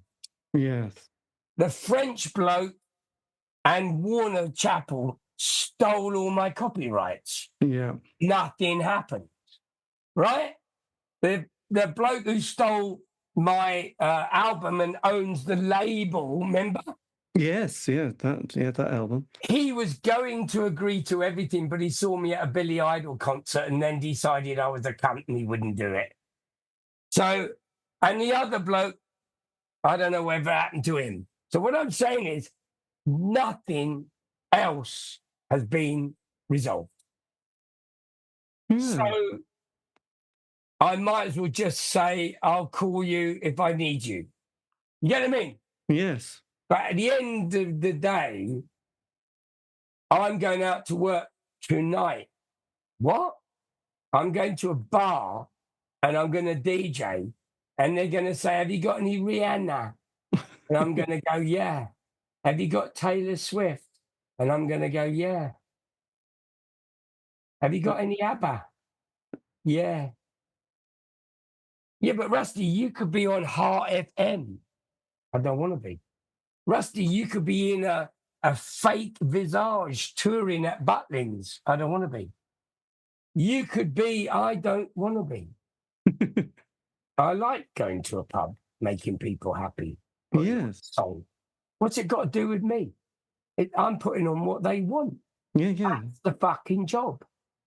But I will be Rusty Egan in February in Camden with a tiny magnetic pet and possibly make 100 quid.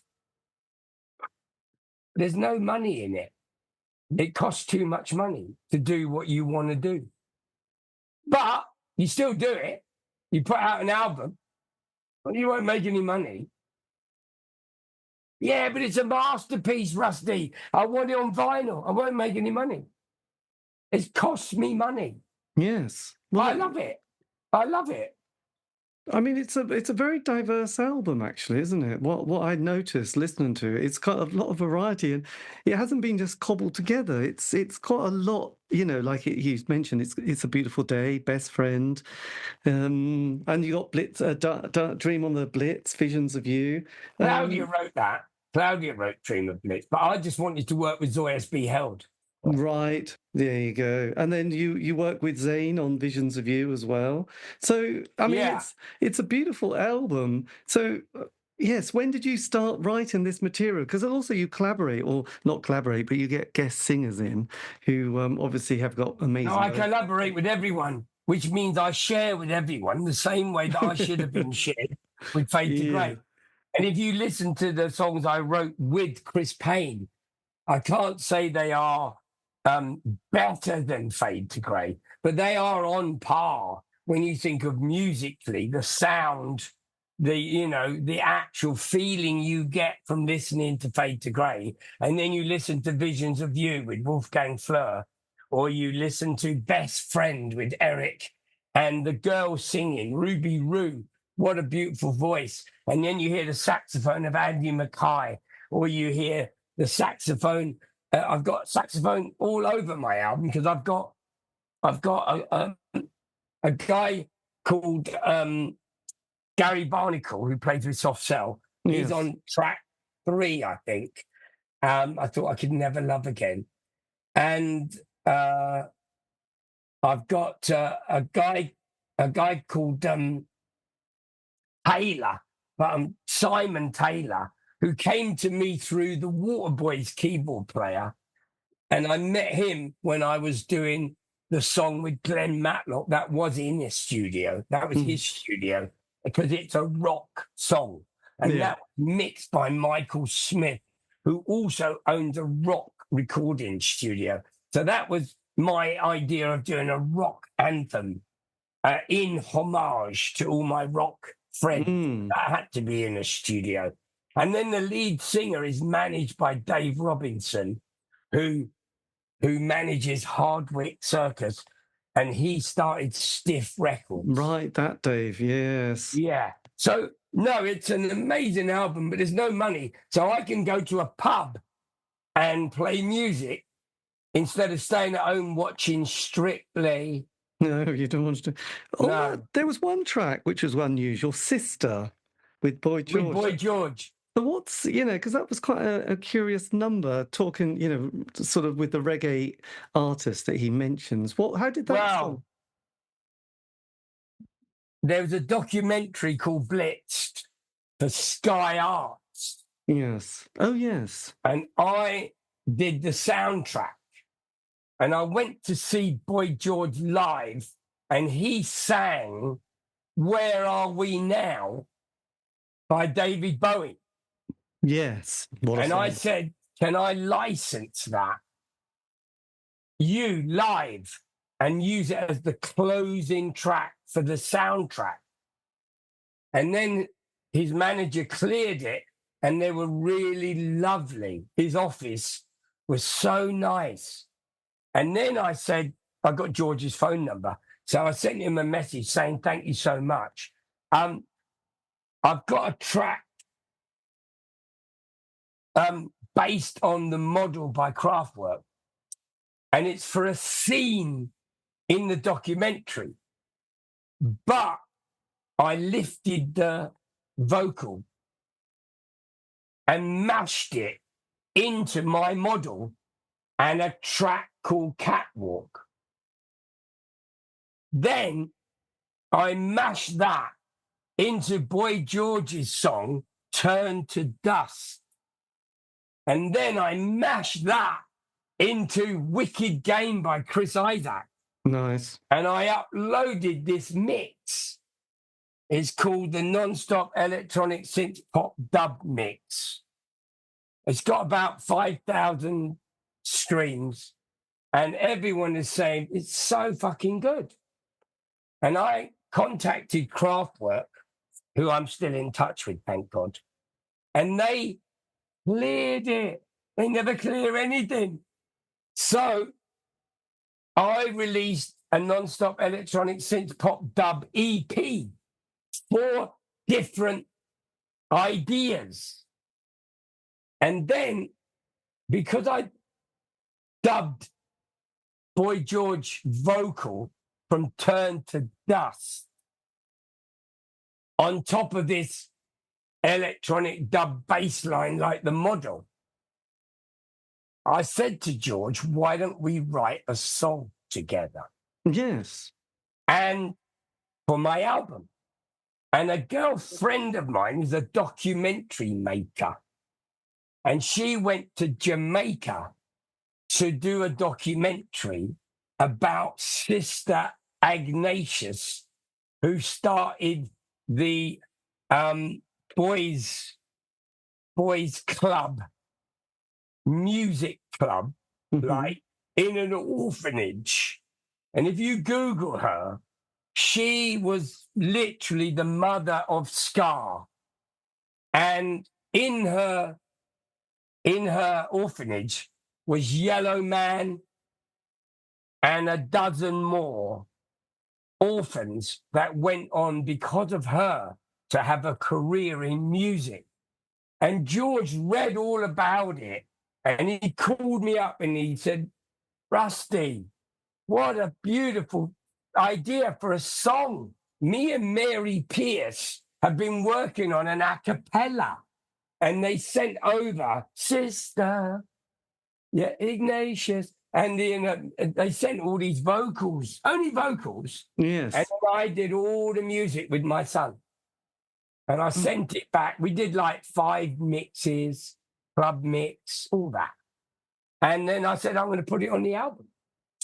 So basically, it's all real. If Yes. anyone is listening to this this podcast, every single song, I don't do anything that isn't real, has a reason. Every song has a story. Visions of You is me thinking of my first love when I was 18. And there's a photograph cover, and it's a photograph of her. Right. I've had that photograph in my mum's house, you know? Yes. So basically, I got a bag of stuff when my mum passed away, and that photograph was in it, and then I wrote the song. And Zayn is on it because I wanted the lift. Yeah. Yeah. I should have read between the lines, didn't see the sign, the pain in your eyes. And Eric doesn't do that. You know? So you got Eric, and the same with Ruby. She sings I Thought I Could Never Love Again, or she sings Best Friend. Yes. So she's And I on. wrote that about unrequited love. Everybody's in love with someone who's in love with someone else. Yes. So they're all real. And it's a beautiful album. And it will make fuck all. But I'm old. And if anything, I think I've had 45 years of Steve Strange ran the Blitz Club, and Midge Ure and Billy Curry were Visage. Yes. So, in the meantime, can you see this? Can you see it? Oh, hang it towards the camera. No, come closer, because you've vaguely disappeared, which is interesting. Are you there? I'm here. Yes, I can see it. Right. Well, it's because she's on that song, isn't she, with you and Chris? Yeah. Well, this is the album on vinyl, and basically, she's French, and she contacted me because she loved Visage, but she'd been listening to my music and sent a list of people that she would like to remix her music. Right. So I made the Rusty Egan mix, which is out. And then Chris Payne heard that, and he said, I live in France, Rusty. And she's a superstar. And I love what you've done, but it could be better. If you knew how to play the piano. And I said, well, I've got 2 fingers. Anyway, we decided to do it again. And we did it again. So now it's credited Rusty Egan, Chris Payne. Right. And it's very Visage, you know. And again, the French, they love it. So at the end of the day, I'm now working with Mylène Farmer, a superstar. I found Madonna mixed her first single, which is on my SoundCloud. I found Depeche Mode did nothing in the studio with them, but promoted them. I found Soft Cell promoted them and signed them.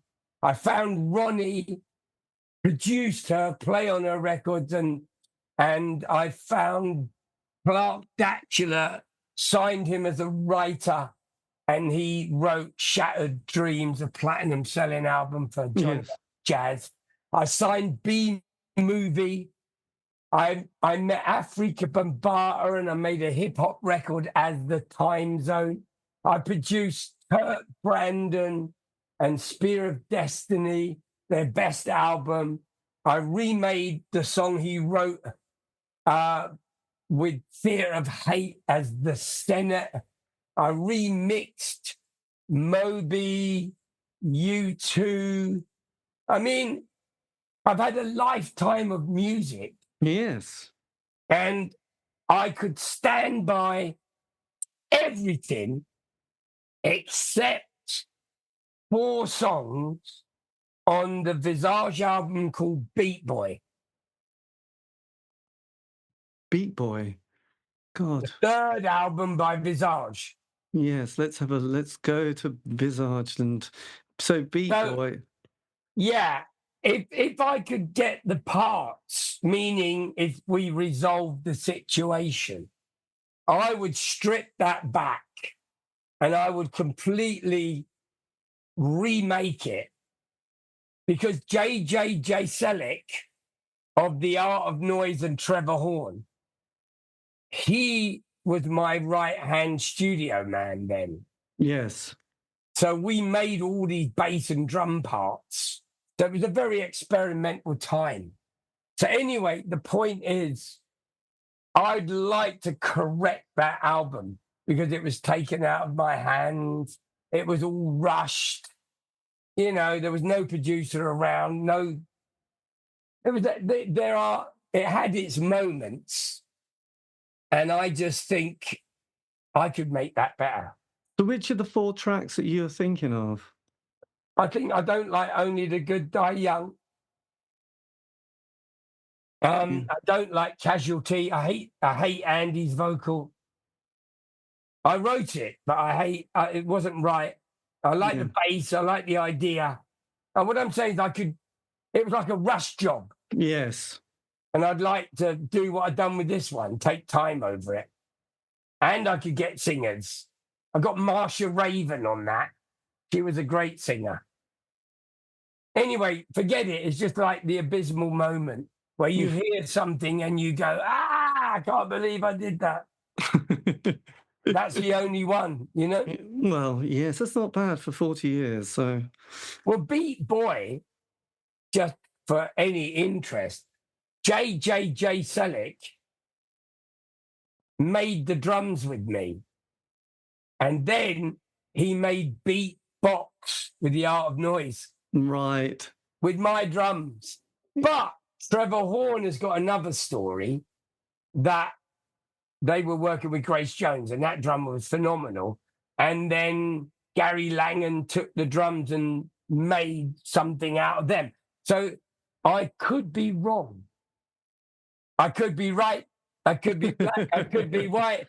Yes. I signed the co-writer of that as well, Bill Laswell. Metropolis Music published that song as well. Yes. And he was in Material. Do you remember? I know. That? Oh, yes. God, I'm very keen on the... yes, that sort of And scene. I worked with Nona Hendrix. God, no. She did an album of Captain Beefheart songs, didn't she? She's unbelievably talented. And she's about 80 now and she's still on stage. Yes. She's unreal. We did Do What You Want to Do. So anyway, no, I've made a ton of music. I'm not going to make any more for a while. No. But coming out on the 10th is Fade to Grey EP. 2 mixes with Ronnie and 2 mixes with Zane. Artwork by Mark Wardell, taken 45 years ago, the artwork. We might do them on vinyl. Brilliant. So let me end our talk with, yes, if you went into a record store and you spent the day crate digging, you'd be looking at albums, you would be turning them around. Who produced it? Where was it recorded? Who played on it? Who arranged it? And all that. And then they would have been pressed and put into boxes and picked up by a man with a van and distributed. Now, 90 seconds repeated is the equivalent of a hit TikTok song. No intro, no middle 8, no solo, maybe a repeat out. When you have a song, you go, ba-do-da, ba-do-da. You go, oh, I know that. It's the intro to Roxy Music. Make Yes. me a deal and make it fast. You get, oh, I know that. That's the intro. And you had a thing called a hook and an Yes. intro and a bridge. Take it to the bridge. Take it to the bridge. There's no arrangement. There's no orchestration. There's no just one bloke with with one finger. You know? Yes. So my songs are 6 minutes, 7 minutes, 8 minutes long. They're defying all the rules because there are no rules. They've broken every single rule. They don't understand what Quincy Jones did. You know? Yes. They just understand tick tock, tick tock. That's Yes. it. Everything sounds like everything you heard before because it is. Yes, it has to grab We've you. done 2 hours now, right? Yes. So as You I won't mentioned, stop, will you? I thought no, I me. will start. I will start. But did you enjoy then the Design Museum Blitz exhibition? Was that something that you enjoyed? Well, yes. I enjoyed it, but it's not mine. It's not my exhibition. No, it's not. But you're Rusty Egan, Well, aren't you? I got contacted by friends of Steve to say, would I support them in contacting the Design Museum to say there's not enough Steve Strange in it? And I said, I totally agree with you. There's not enough of lots of things in it. But who am I? Who am I? I'm not in Visage, am I? I'm not. Who am I? They are the Design Museum and they know what they're doing. And if you think there could be a better exhibition, why don't you do one about Steve Strange then? Don't have to be about the Blitz. At the same time, if we had resolved everything with the family, there would be an incentive for me to do lots of things for my old mate, Yes. who I never fell out with, as I told you. He stole the money, but said, but you robbed me of Fade to Grey. And I never, ever looked at it like that. But he would have made way more than 200 grand. That's the point. And he might never have ended up like me. He got arrested. He was broke. He was a drug addict, arrested. He had a bad time as well. So I do understand.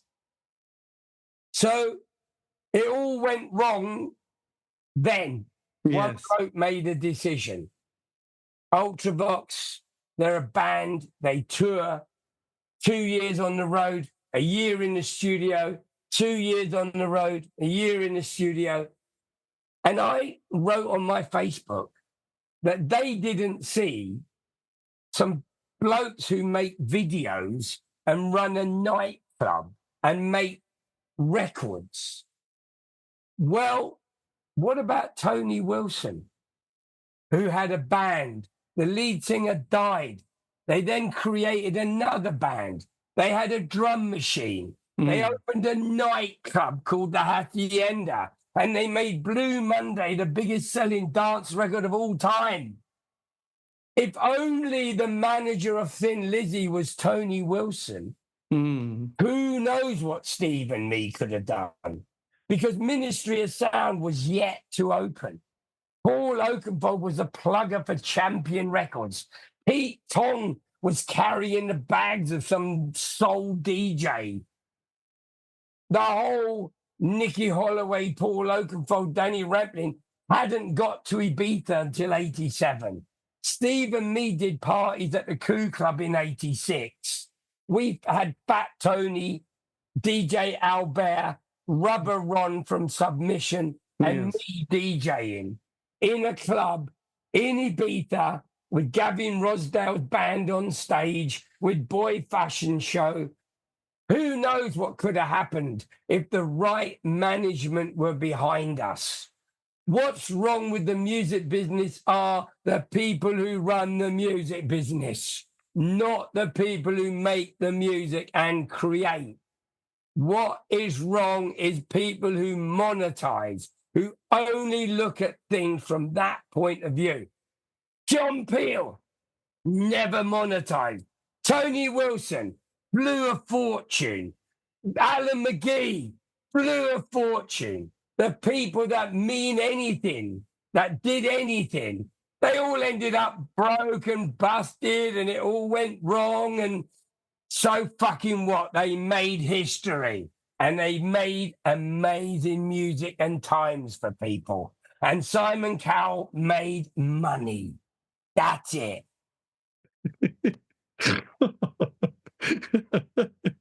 Yeah. Well, I think that's that's a great bit to end on, actually, Rusty. I think we can't beat that one. That's the speech of the year, I think. Thank you very much. Most people tell me to shut the fuck up. Wow, that's brilliant. So the album, book, busy year, and Heaven 17. Yeah, Heaven 17 is literally jump on stage as soon as the doors open, get off 15 minutes before the band are ready to go on stage. No lights, no screens, no showgirls, no dancing. So I'm like, okay, I'm just going to play amazing music. What more can I fucking do? Yes, absolutely. And I mean, I do like to have the lights and the screen and the images.